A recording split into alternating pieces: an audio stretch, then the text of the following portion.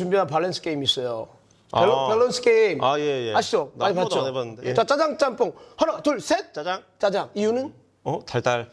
달달하니까. 짬뽕 맵고 매운 거 별로 안 좋아해요? 달달한 게 더 좋아요. 달달한 게 좋아요. 자, 이런 식으로 하시면 됩니다. 네. 자, 가도록 할게요. 자, 갑니다.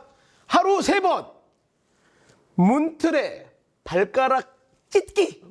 아우. 그것과 레고 장난감 밟기. 하나, 둘, 셋. 레고. 레고. 우리 레고 아들- 밟기 이유는? 우리 아들 때문에 몇 번 밟아봤는데 견딜만 하더라고. 진짜요? 레고가 내가 생각해도 이거 발가락 찢기는 이 말초신경 너무 건드려가지고 고통이 너무 심해. 레고는 반드시만 있으면 그 네. 위에 밟는 건 별로 안 아파요. 근데 그렇지. 뒤집어져가지고 아! 뾰족한 모서리가 위에 있으면 그거는 피해야 돼. 근데 누가 그걸 예상을 하고 밟나요? 놀다 보면 아니 걸어다니다 보면 아니면 자다가 일어나가지고 이렇게 하다 보면 으아 이거잖아. 그래도 레고를 선택하셨습니다. 제가 꼭 그렇게 2번 밟아봤어. 우리 아들 오케이, 때문에. 알겠어요. 네, 좋습니다. 자, 두 번째 문제입니다.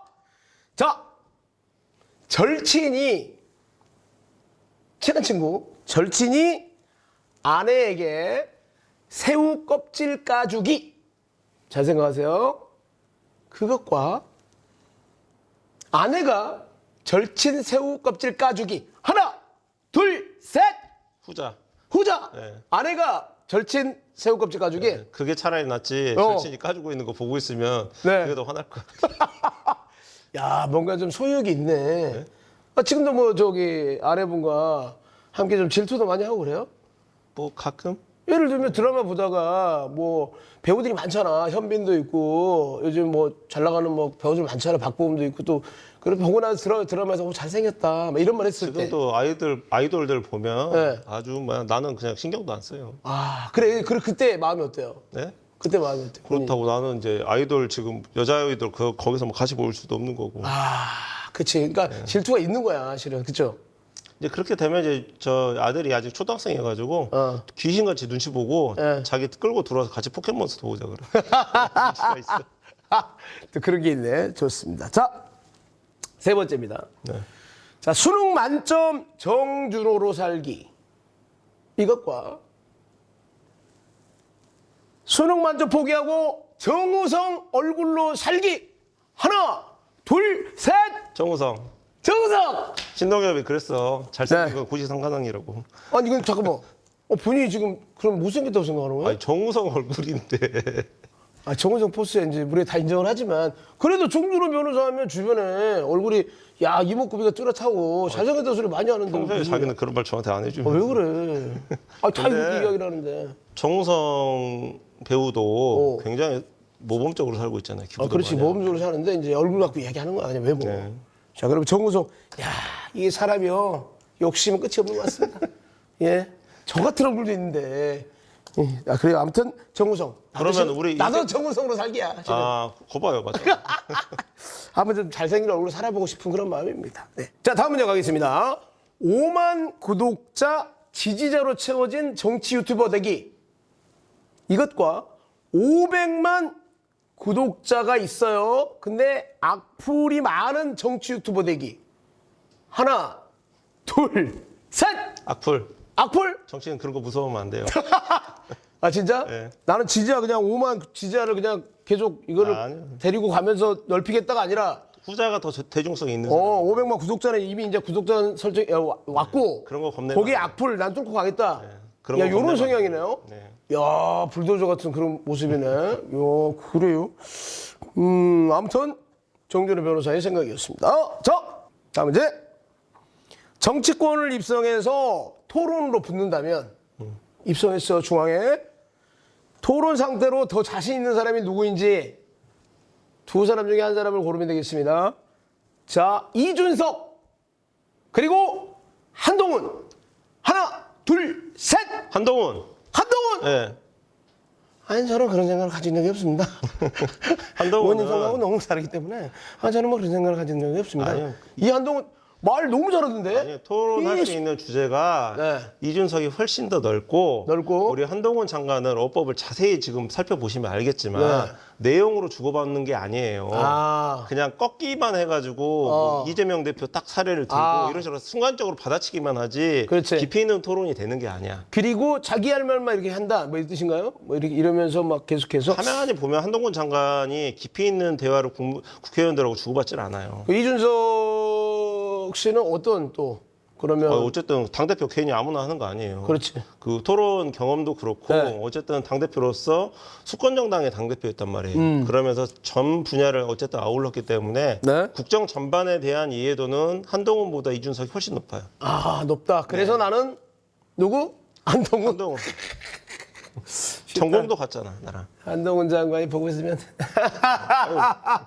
네. 자, 언제든지 콜. 네, 콜. 전 뺏는 거 없으니까. 자, 그럼 한동훈 장관과 토론을 붙을 자신이 있다. 네. 이 뜻이잖아요. 네. 그러면 스파링 신청하면 마죠. 카메라 보고. 저 선배님 후배 무서운지 제가 알려드릴게요. 기다려요. 딱 기다려요. 야, 이거 좀 그래요. 내년에 배지 달고 여의도에서 한번 봐요. 좋아, 좋아. 자, 다음 문제로 이어가겠습니다. 진영과 지위를 떠나서 자연인으로 우리가 만났을 때, 자, 술 한잔을 해요. 네. 술 한잔을 마시면서 허심탄회하게 이야기를 하고 싶은 사람. 잘 들으셔야 돼요. 이재명, 윤석열, 하나, 둘, 셋! 윤석열. 윤석열. 자, 윤석열 대통령을 선택을 한 이유는요?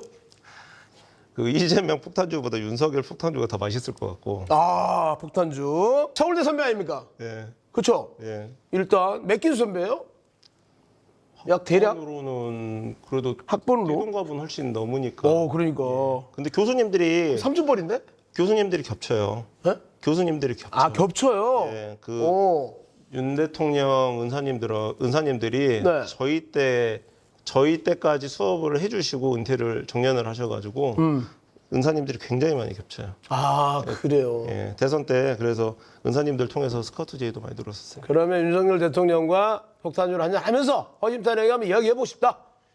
그 중에서 이제 약간 시그니처적인 멘트는 이제 아까 말씀해 그리고 주셨고. 이제 이재명 대표 같은 경우에는 어렸을 때 고생을 해서만 큰 그런 에피소드는 굉장히 많이 들을 수 있을 것 같은데 오. 그거는 제가 이미 그 나의 소년공 다이어리 그 책 읽으면서 다 제가 겪어봤어. 읽어봤어. 그러니까 그래요? 새로운 얘기는 윤 대통령이 더 많이 나올 것 같아. 그래요? 예. 오, 그렇군요. 다음 문제 가도록 하겠습니다. 당선 가능성 50% 광주 출마. 이것과 당선 가능성 70% 이상 수도권 출마. 하나, 둘, 셋! 광주. 광주! 이거는 근데 밸런스 게임이 아니야. 네. 나 이미 선택을 했는데 이거는. 그랬어요? 선택을 했죠. 네, 8년 전에 이미 해서 데려와서. 이 문제를. 그때도 그랬어요. 그러니까. 딱 이런 상황이었어요. 굉장히 미안하네요. 우리 왜 냈나 싶기도 하고. 아니요. 근데 물어보신 취지는 제가 잘 알 거예요. 그 정준호 변호사의 생각을 제가 어느 정도 알고 있으니까 나는 절대 고향을 포기하지 않겠다. 여기서만 지금 이 질문에 대한 답이 이번 저 출판 기념회 거침없이 3세판인 거예요. 그러네. 적어야겠 적어. 거침없이 3세판. 예. 요거 중요합니다. 당선 가능성 안 따지고 3세판. 좋습니다. 자, 요즘에 신당 창당 거론들이 많이 되고 있습니다. 뭐 정계 개편 때문이다 이런 말도 많이 나오고요. 여론들이 다 그런데 지금 바야흐로 이제 선거 개전을 앞두고 저희가 정치권 곳곳에도 지각변동이 시작되고 있다라는 말들이 나오고 신당 창당, 선거 연합 이런 말도 나오고요. 제 3지대 움직임, 빅텐트 뭐 이런 이야기도 나오고 있잖아요.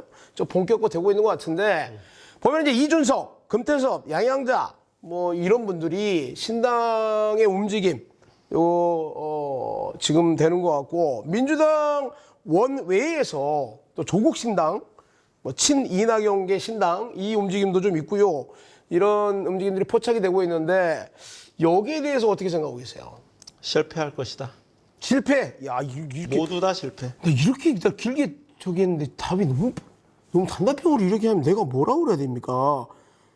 실패할 것이다. 그러면 선거철마다 이렇게 나오는 삼지대 빅텐트론 있잖아요.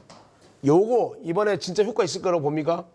그러니까 저는 효과가 없을 거라고 봐요. 이것도 왜냐면 실패. 늦었어. 네. 그 이유는요? 늦었어. 선거 때 맞춰서 나온다고 사람들이 생각할 거 아니에요. 그렇기 네. 때문에 효과가 반감될 거예요. 오. 삼지대 수요 있어요. 양당 제도 안에서 선택지가 유효한 선택지 중도층을 흡수하는 삼지대는 분명히 수요가 있어요. 네. 그런데 지금 선거 6개월도 안 남은 상황에서 출범하지도 않은 삼지대 빅텐트는 비가 새고 바람을 못 막아낼 것이다. 많이 낡았을 것이다. 네. 뭐 이런 뜻이겠죠? 예. 정준호 변호사의 생각이었고요. 자, 새롭지도 않아요. 자, 다음 질문 드릴게요. 이준석 신당에 대해서는 호남과 진보층에서 꽤 호의적이다라는 여론조사들이 나왔습니다. 게다가 이제 이준석이 광주 출판기념회에서 호남을 겨냥해서 광주도 이제는 완전히 계열이 다른 신당을 맞이할 때가 됐다라고 했는데 이준석 창당 이 호남에 어떤 영향이 미칠지 궁금해요. 정준호 변호사의 생각 말씀해 주시죠. 득표율은 높겠지만 의석수는 없을 것. 아, 득표수는 많지만 선전하지만 네. 당선되는 의원은 없을 것. 아, 그렇게 또 정리를 할 수가 있네요. 근데 그 이유는요? 우선 그 이준석 대표는 신당을 진짜 만든다고 하면 네. 천하람 변호사한테 굉장히 큰 절을 해야 될 거예요. 천하람 변호사. 천하람 변호사가 이적을 많이 닦아놓은 게 있기 때문에 굉장히 선전할 거예요. 네네네네. 그러니까 그거는 천하람 덕에 선전은 하겠지만 돌풍을 일으키진 못할 거다. 그렇군요. 아무래도 이제 그 표밭을 닦아놓은 천하람 변호사의 숟가락을 하나 얻는 경우다. 뭐 이렇게 봐도 되겠나요? 네. 예, 알겠습니다. 자, 이준석이 연일 뉴스를 장식하는 가운데 우리 정변 또한 지금 이준석에게 사자호를 한번 날려서 주목을 받은 적이 있습니다. 자, 이름하여 이준석 나와! 예, 이준석을 광주 호남이라는 링으로 이제 불러들인 셈인데, 야, 요거 이유가 참 궁금해요. 네. 왜 그러셨는지. 센 펀치 날린 것 같은데. 저 사자성어 2개로 얘기할 수 있는데요. 오, 그래요? 첫 번째가 결자해지. 결자 해지. 그다음에 두 번째가 만만하니. 예. 만만하니? 예. 아, 만만하니는 누구한테 하는 거냐? 광주가 만만하냐? 아, 광주가 만만하냐? 이게 뭐냐면 네. 대선 때 복합 쇼핑몰 얘기를 해가지고 네. 후퇴를 쳤어요. 맞아. 실제로. 그랬더니 광주에 되고 제2의 제3의 더 깜짝 놀랄 공약이 있다라고 얘기했는데 그 얘기를 안 해. 안 해. 1년판이 지나도록. 그렇지. 없으니까 안 하는 건가요? 그렇죠. 없으니까 하는 거죠. 근데 그러면 대안이 없어. 그러면 그거를 저기 사과를 하고 광주 네. 특콘서트 하러 들어왔어야지. 어. 그래서 제가 그 광주에 그냥 말로만 하지 말아라. 수제비에 던지듯이 말만 던지지 말고 나올 거면 진짜 출마를 해라. 실행을 해라. 그래. 그리고 실행할 약속을 해라. 본인 말이 무겁다라는 걸 보여줘라 광주 사람들한테. 어. 그다음에 결자해지는 복합 쇼핑몰. 그게 대통령이 송정역 와가지고 공약으로 뱉어놓고 네. 지금 광주에 복합 쇼핑몰 들어왔습니까? 아니요. 안 들어왔잖아. 근데 어디에 지금 얘기가 되고 있어요? 임동. 임동 쪽이잖아. 그렇죠. 근데 거기가 신세계백화점 근처. 저희 지역구거든. 아, 그러니까 와서 결자해지 해라. 그렇지. 그러니까 이번엔 어쨌든 와서 그래. 말로만 하지 말고 행동을 보여라. 약속. 사과를 하던 어. 아니면 진짜로 뭔가 실천을 하던 행동을 보여라. 실행이 답이다. 네. 약속 지켜라. 예, 뱉은 말은 지켜야 된다. 이런 뜻인 것 같습니다. 진짜 그랬으면 좋겠네요. 어찌됐건 아니 이준석 씨가 됐든 누가 됐든 우리 광주 시민들에게 약속을 지켜주는 그런 후보든지 아니면 정치인이 필요한 거죠. 실은 그렇지 않습니까? 예. 자, 그리고 누가 뭐래도 지금 이제 국민의힘 최고의 핫한 인물 이준석 아니겠습니까? 네. 근데 이준석 이슈에 이제 무임승차하는 건 아니냐라는 비판의 소리도 나오지 않을까라는 우려도 돼요. 제가 어떻습니까? 이준석처럼 이제 말만 던졌으면 모르겠는데. 네. 근데 저는 진짜 이 부분 제가 좀 우리 광주 현역 의원들한테 내가 좀 불만이 있는데요. 네. 상대 당대표일 때도 뭐 복합 쇼핑몰이 했든 무슨 얘기를 해도 현역 의원들 한마디도 못하고 이렇게 공약 제2제3 공약 얘기를 했을 때도 그거 비판하는 사람도 없고 그러다 보니까 저 같은 사람이 이제 또 얘기를 하게 되잖아요. 네. 그러니까 제발 좀 그런 거 있으면 현역 의원들이 먼저 좀 비판을 하든지 좀 해주란 말이에요. 오. 안 하니까 제가 하게 되죠. 근데 벌써 제가 이준석 이 비판은 같은 맥락을 가지고 이야기한 지가 지금 2년이 넘었잖아요. 근데 이걸 가지고 무인승차라고 얘기하면 제가 좀 억울하겠죠. 앞으로도 이준석 관련해서는 제가 말씀 여러 가지 해드릴게요. 네. 예. 야, 정말 이 정정당당한 오늘 이 시간인 것 같습니다. 더욱더 이게 정준호 변호사의 힘이 막 커져가는 느낌? 왠지 그 진정성이 보이는 느낌? 이런 걸 좀 느낄 수가 있네요, 진짜. 자, 다음 질문 넘어갈게요. 자, 이준석의 호남 행보가 이제 심상치 않은 건 사실이잖아요. 지금 다들 이게 떠들썩하고 있고. 뭐 지난 대선 때 아까 방금 말씀드렸던 복합 쇼핑몰 이슈, 순천 행보, 또 이제 뭐 광주 출마 가능성 언급, 아까도 말씀드렸다시피. 또 얼마 전에 이제 우리 광주 출판 기념회에서 호남 관련 발언들을 많이 했고, 뭐 이제 이처럼 이준석이 꾸준히 서진 행보를 해온 건 사실입니다. 정변은 이준석의 행보에 진정성이 없다고 보는 건지, 이제 뭐 아까는 약속을 안 지키는 부분이고, 이준석의 호남, 광주 행보의 진짜 이유, 큰 그림 뭐라고 생각하십니까? 이거는 솔직히 제가 말씀드리면 네. 이준석은 서진 정책에 대해서 네. 이런 입장일 거예요. 자의반 타의반. 아, 본인 생각이 절반, 50%, 그리고 다른 사람의 생각이 50%. 대권 국면에서 네. 어쨌든 공약을 해야 되는 부분을 서진 정책으로 얘기를 했고, 네. 이제 김종인 전 대표하고 같은 맥락에서 이제 진행을 했죠. 그 부분은 자의일 거예요. 자의. 근데 배지를 만약에 달려고 하다 보니까 대구 얘기가 나오잖아요. 네. 그러니까 광주는 본인이 직접 출마할 생각까지는 없는 거야.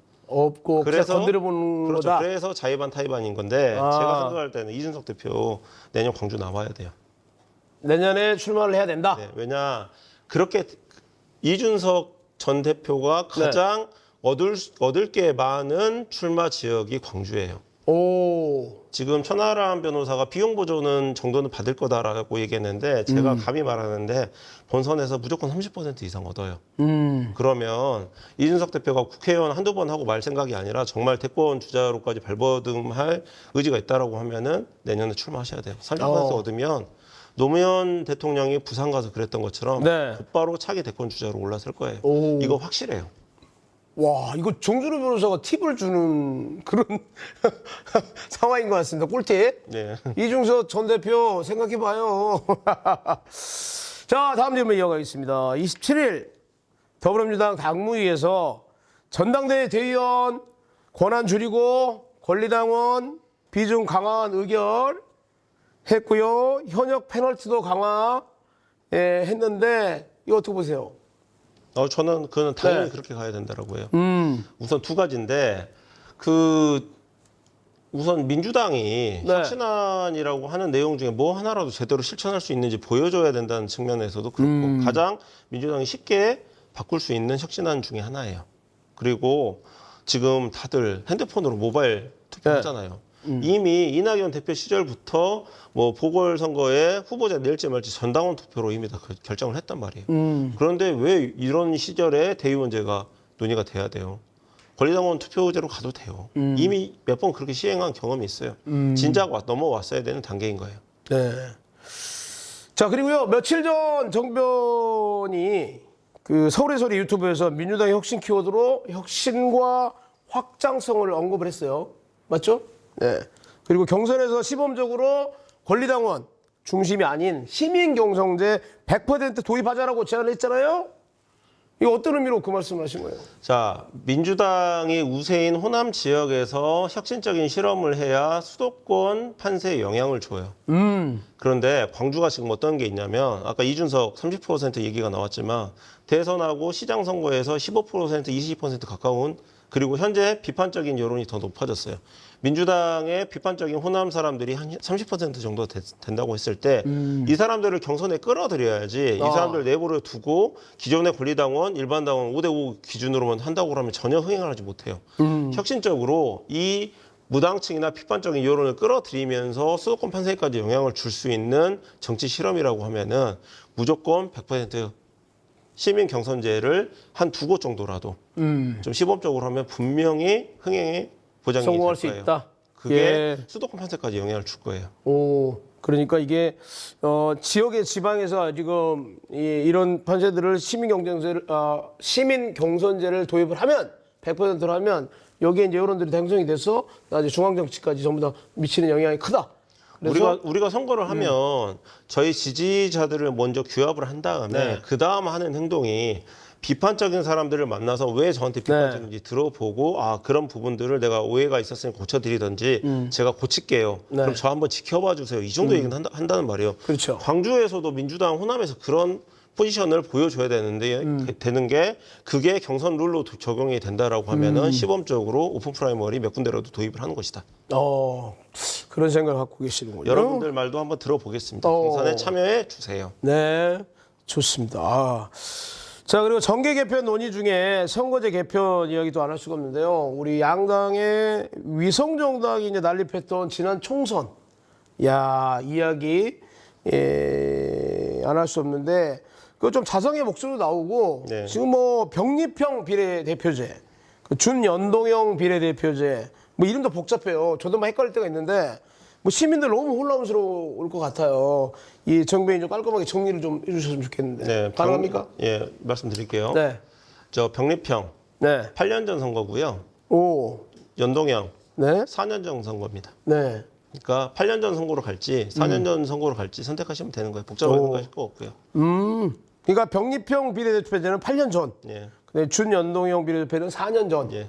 이렇게 생각을 해서 일단 단순화시켜서 말씀을 드리면 근데 지금 이 비례대표제는 저는 이렇게 생각을 해요. 연동형 비례대표제에서 굉장히 비판이 많았잖아요. 네.